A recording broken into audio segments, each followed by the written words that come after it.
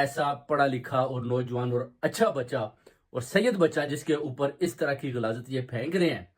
آصف شاہ کو سامنے لائیں تو پھر یہ ساری باتیں ہوگی. کیونکہ آصف شاہ جیسے ہی عمرے کی ادائیگی کرتا ہے، اس کو پتہ چلتا ہے کہ میر بلاج کا مرڈر ہو گیا، تو وہ اسی وقت سیدھا ایئرپورٹ پر آتا ہے اور سیدھا امیر بلاج کے گھر جاتا ہے.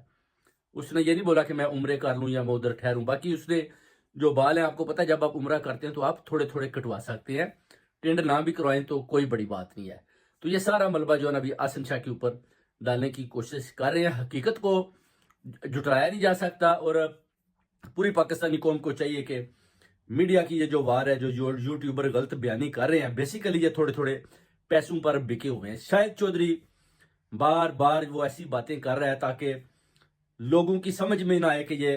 مرڈر کس طرح اور کیسے ہوا، حالانکہ جو شعور رکھنے والے لوگ ہیں وہ جانتے ہیں کہ ان کے قاتل کون ہے اور میر بلاج پر حملہ کس نے اور